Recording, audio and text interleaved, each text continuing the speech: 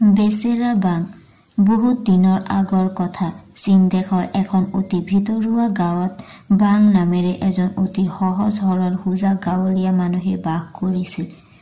গাঁওখন ইমান ভিতৰুৱা আছিল যে তালৈ যাবলৈ ভাল আলিবাটেই নাছিল।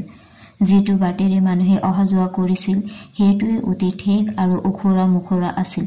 সেয়েহে সেই বাটেৰে বৰ বেছি মানুহৰ আহ যাহ নাছিলেই। সদাগৰৰ গাড়ী বা বিষয়া কৰ্মচাৰীৰ গাড়ী মটৰতো আহ যাহ নকৰিছিলেই।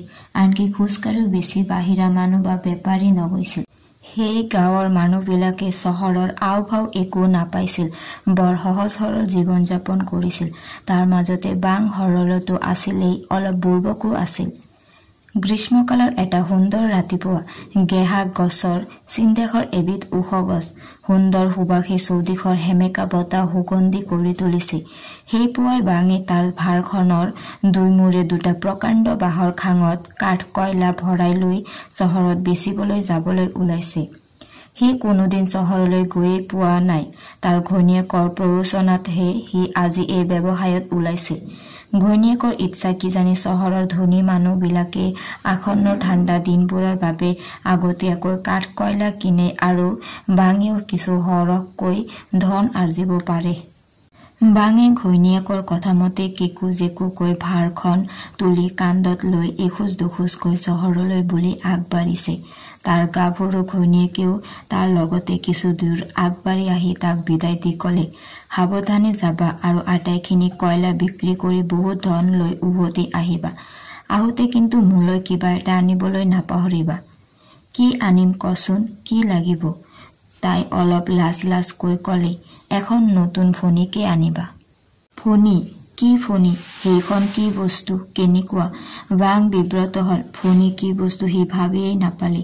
জীৱনত কেতিয়াও সি ফণী ব্যৱহাৰেই কৰা নাই, কোনোদিনে দেখাও নাই। সেই সময়ত গাঁৱত মানুহে ব্যৱহাৰ কৰা ফণীবিলাক কাঠৰ আৰু আকৃতিত অলপ ধেনুভিৰিয়া আছিল। আকাশত তেতিয়াও কাচি জোনটো আছিলেই। ঘৈণীয়েকে সেইটো লৈ আঙুলিয়াই ক'লে, সৌ কাচি জোনটোৰ দৰে। ইতিমধ্যে বাটত দুই এজনকৈ মানুহ ওলাবলৈ ধৰিছে। তাই লাজতে আৰু বেছি আগুৱাই নগৈ জোনটোলৈ আঙুলিয়াই দেখুৱাই ঘৰলৈ বুলি ভিৰাই লৰ মাৰিলে। বাঙে কিছু সময় জোনটোলৈ চাই থাকিল। তাৰ পাছত কেকুজেকুকৈ ভাৰখন লৈ চহৰৰ ফালে আগবাঢ়িল। চহৰ পাই কিছুদিন ঘূৰাৰ পিছত সি বেছ ভাল দামতে গোটেইখিনি কয়লা বেচি শেষ কৰিলে। ভাৰখনৰ পৰা সকাহ পোৱাৰ পিছতে ধনৰ এটা শকত মোনা হাতত লৈ সি চহৰৰ বজাৰখন ঘূৰি পকি চাব ধৰিলে। দোকানবিলাকৰ সুমনোহৰ সাজ সজ্জা, মানুহৰ হেঁচা ঠেলা, বজাৰ কৰি হাতত সুদৃশ্য মোনা লৈ হাঁহি হাঁহি দোকানৰ পৰা ওলাই অহা মানুহবিলাক দেখি সি অবাক হৈ গৈছিল। বাঙৰ ঘৈণীয়েকে নিবলৈ দিয়া উপহাৰটোলৈ মনত পৰিল। অকণমান স্তম্ভিত হৈ ৰৈ সি ভাবিলে, কি নিবলৈ দিছিল বাৰু? নামটো তাৰ অকণো মনত নপৰিল। সি তাই আঙুলিয়াই দেখুওৱা জোনটোলৈ চালে। সেইদিনা কাচি জোনৰ ঠাইত আকাশত জোনটো গোল হৈ পৰিছিল। সি মনতে ভাবিলে, জোনটোৰ নিচিনা কিবা এটা আছিল। কি আছিল? দোকানী কি লাগে বুলি কম ইত্যাদি এটা চিন্তাই তাক ব্যতিব্যস্ত কৰি তুলিলে। সি দোকান এখনৰ সন্মুখলৈ গৈ বস্তুবিলাক লক্ষ্য কৰিলে। হঠাতে তাৰ মনটো আনন্দত উৎফুল্লিত হৈ পৰিল। জোনটোৰ দৰে এটা বস্তু তাৰ চকুত পৰিল। সি ভাবিলে, এইটোৱে তাই নিবলৈ দিয়া বস্তুটো হ'ব। হাইলাখ জোনটোৰ দৰে ঘূৰণীয়া। ইয়াতকৈ বেছি ঘূৰণীয়া একো বস্তু হ'ব নোৱাৰে। সেয়েহে সি আৰু একো কথা চিন্তা নকৰাকৈ দোকানখনলৈ সোমাই গৈ সেইটো দিবলৈ ক'লে আৰু দাম লাগে বুলি ক'লে। তাকে দি সুন্দৰকৈ বান্ধি দিয়া বস্তুটো হাতত লৈ আনন্দত আত্মহাৰা হৈ আহি ঘৰ পালেহি। কেইবাদিনৰ মূৰত কোনো বিপদ বিঘিনি নঘটাকৈ সুস্থ শৰীৰে বাং আহি ঘৰ পোৱাত সকলোৱে স্বস্তিৰ নিশ্বাস এৰিলে। বাঙে ঘৈণীয়েকক অকলশৰীয়াকৈ পাই হাঁহি হাঁহি উপহাৰটো তাইৰ হাতত দিলে। তাইও আনন্দৰ অতিশয্যত ঘপ জপকৈ পেকেটটো খুলি বস্তুটো উলিয়াই অবাক হৈ গ'ল। বাঙে কিনা বস্তুটো আছিল এখন ঘূৰণীয়া আইনা। জোনটোলৈ মনত পেলাই বস্তু কিনাৰ বাবে সি আইনাখনেই তাই আনিবলৈ দিয়া বস্তু বুলি দৃঢ় নিশ্চিত হৈছিল। সেই সময়ত সিহঁতৰ গাঁৱত কোনেও আইনা ব্যৱহাৰ কৰাটো নাছিলেই, আনকি আইনা দেখাও নাছিল।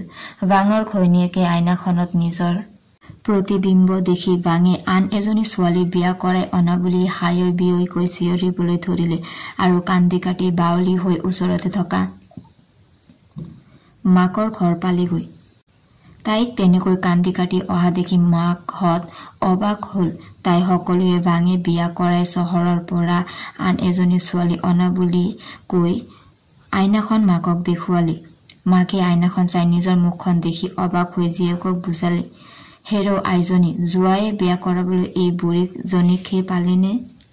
নাই দে, সি বিয়া কৰোৱা নাই, কিবা বেলেগ কাৰণতহে আনিছে।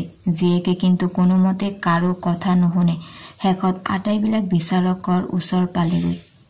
বিচাৰকে আইনাখন হাতত লৈ নিজৰ মুখখন দেখি খঙতে জকি উঠিল।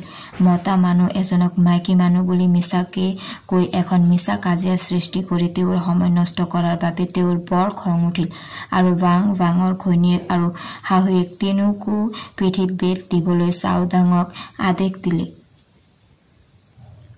বিচাৰকৰ কথা শুনি তিনিও চিঞৰ বাখৰ লগালে। বাঙে চিঞৰি চিঞৰি কলে যে সি কতো কাকো বিয়া কৰোৱা নাই, এই সকলো মিছা কথা। মাক জীয়েক দুয়ো চিঞৰি চিঞৰি মিছাকে নহয় সঁচাকে মাইকী মানুহ এজনী আনিছে বুলি আইনাখনত দেখুৱাবলৈ যাওঁতে হাতত লাগি আইনাখন পৰি ভাঙি থাকিল। লগে লগে সকলো সমস্যাৰে অন্ত পৰিল। বাঙে বিচাৰকক নমস্কাৰ জনাই ঘৈণীয়েক আৰু শাহুৱেকক লৈ আহি ঘৰ পালেহি।